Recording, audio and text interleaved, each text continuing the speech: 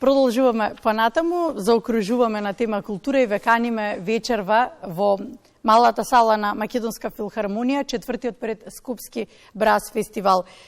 Зошто е тој актуелен и зошто му посветуваме внимание од тие фестивал, кој што е посветен на лимените дувачки инструменти.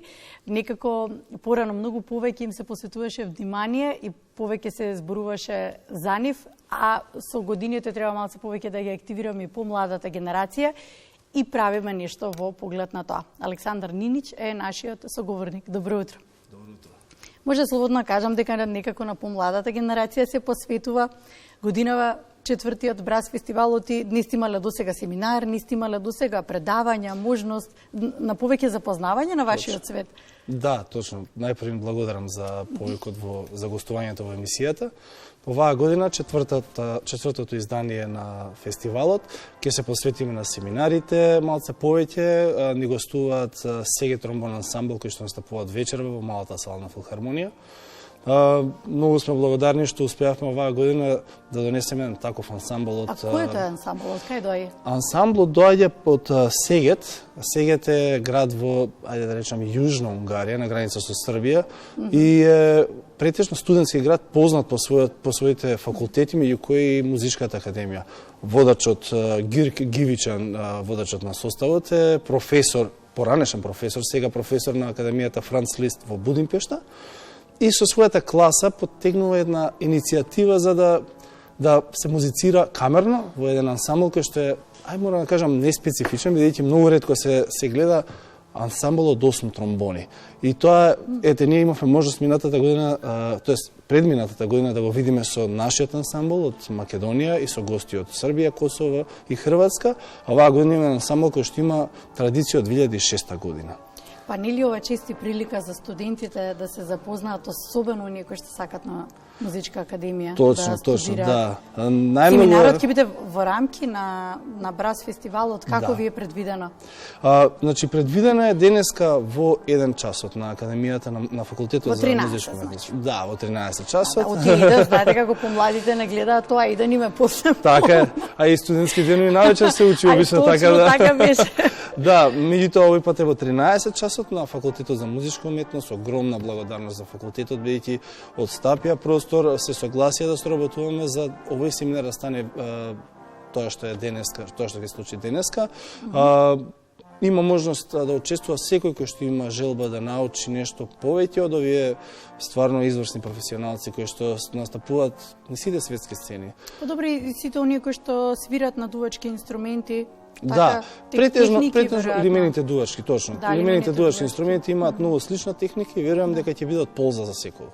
Добро, она што сакав еве да надополниме, што е тоа што, освен што влезот е бесплатен, зошто треба да дојдеме на четвртиот брас фестивал? Да, тоа што јас навистина сакам да го потенцирам, дека овој состав има една необична традиција или не знам како навика при секој настап да не го открива програмот кој што ќе освири. Тоа е концертната програма и композициите. Зошто?